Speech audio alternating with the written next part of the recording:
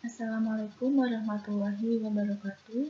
Perkenalkan, nama saya Astiara Steviana dengan NIM A1C319004 dari kelas reguler A 2019. Pada video kali ini, saya akan melakukan percobaan, yaitu percobaan Torricelli menggunakan aplikasi PET Simulation. Di sini saya sudah masuk pada aplikasi PET di simulasi fluid pressure and flow. Lalu di sini saya akan menggunakan yang water tower. Nah, sebelumnya teorema Torricelli ini merupakan sebuah fenomena di mana air menyembur keluar dari sebuah lubang pada tangki air atau toren. Sehingga di sini saya akan mengukur jarak pancaran air yang keluar dari lubang dan juga kecepatan aliran air tersebut. Dan di sini saya akan memvariasikan daripada tinggi H1 dan H2, di mana H1 merupakan jarak dari lubang ke permukaan air, sedangkan H2 merupakan tinggi dari kaki toren atau jarak dari lubang tangki ke tanah. Baiklah, alat dan bahan yang digunakan di sini ada sebuah air yang ada di dalam tangki. Kemudian saya menggunakan ruler di sini untuk mengukur H1 dan H2-nya. Lalu ada measuring tape di sini untuk mengukur jarak air yang keluar dari lubang toren. Lalu saya akan menggunakan speed juga untuk mengukur kecepatan aliran air yang keluar dari lubang toren. Baiklah, di sini untuk airnya saya akan penuhkan. Lalu saya ukur H1-nya, yaitu jarak dari lubang ke permukaan air, yaitu dapat dilihat yaitu sebesar 10 meter jaraknya. Lalu untuk H2-nya, yaitu tinggi kaki toren dari lubang ke tanah, yaitu sebesar 18 meter. Baiklah, kita langsung masuk pada percobaan yang pertama. Di percobaan yang pertama ini, saya akan memvariasikan tinggi dari kaki torennya, sedangkan untuk H1-nya dibuat tetap, yaitu 10 meter. Untuk tinggi toren yang pertama, di sini saya akan mencoba di 18 meter. Bagaimana jarak dan juga kecepatannya. Dan di sini untuk settingnya saya menggunakan yang match leakage. Ini agar airnya tetap terisi penuh. Baiklah.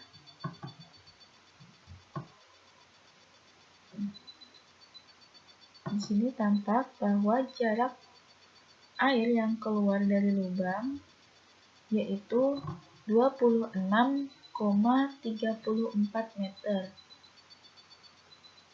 26,34 meter. Kemudian kecepatannya 14,0 meter per sekon.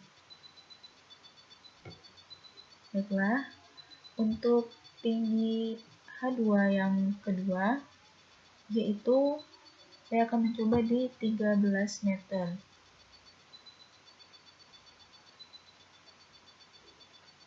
Di sini. Nah, untuk H2 sebesar 13 meter, jarak aliran air yang keluar yaitu sebesar 22,48 meter dengan kecepatan aliran airnya 14,0 meter per sekon. Dan untuk tinggi kaki toren yang ketiga, di sini saya akan mengubah tingginya di 8 meter.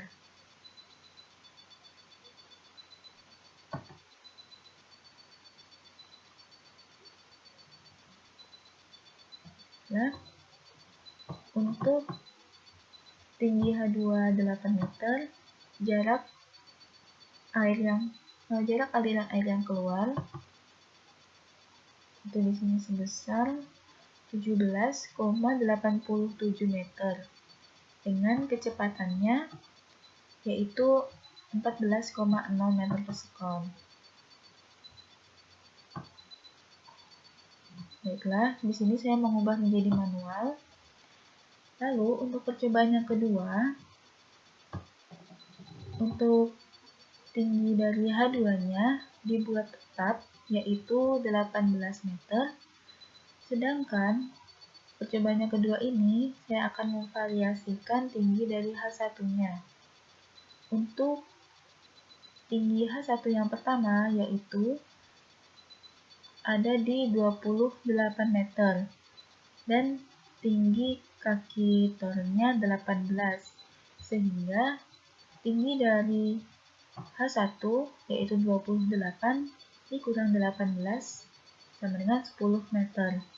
Dan untuk tingginya 10 meter berarti sama dengan percobaan yang pertama tadi, sehingga jaraknya 26,34 meter dan kecepatannya juga 14,0 meter per sekon. Dan untuk tinggi H1 yang kedua, yaitu saya akan memberhentikan di 25 meter nantinya. Baiklah, di 25 meter ya. Dan di sini di 25 meter dikurang dengan 18 meter yaitu 7 meter. Di H1 sebesar 7 meter, jarak pancaran air yang keluar yaitu sejauh 23,77 meter. Itu diulang ya, segini 23,92 meter. Dan kecepatan aliran airnya yaitu sebesar 12,0 meter per sekon. Baiklah, kita lanjutkan. Dan untuk tinggi H1 yang kedua yaitu di sini. Baiklah.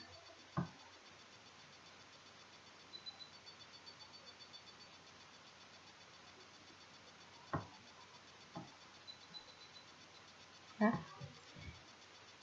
Di sini yaitu sebesar 20, 21, 22 meter dikurang dengan 18 meter yaitu 4 meter. Jadi tinggi H1 yang ketiga sebesar 4 meter.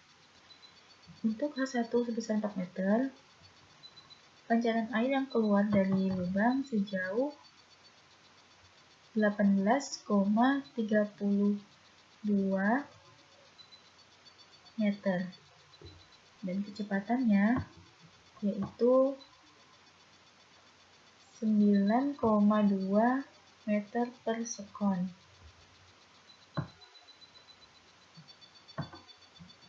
Baiklah, setelah melakukan percobaan dan melihat data yang diperoleh, dapat diketahui bahwa tinggi dari H1 maupun H2 sangat mempengaruhi jarak dari pancaran air yang keluar serta kecepatannya.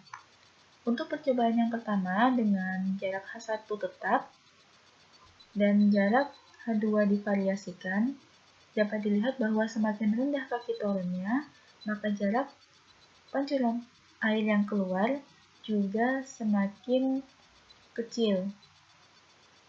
Dan untuk kecepatannya yaitu tetap. Lalu untuk percobaan yang kedua di mana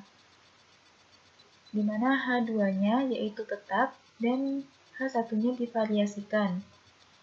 Dan tampak juga bahwa semakin rendah atau semakin kecil jarak permukaan air dengan lubang torennya, maka jarak pancaran air yang keluar juga semakin kecil. Dan kecepatannya pun semakin kecil juga. Nah, karena pada teori Marconi-Celli ini kecepatan air yang menyembur keluar dari lubang toren yaitu sama seperti air yang jatuh bebas dari batas ketinggian air tersebut. Karena semakin besar perbedaan jarak atau semakin jauh jarak dari lubang ke batas ketinggian airnya, maka kecepatannya akan semakin besar. Baiklah, tadi percobaan mengenai teori Torricelli yang dapat saya lakukan. Kurang dan lebihnya saya mohon maaf. Saya akhiri. Wassalamualaikum warahmatullahi wabarakatuh.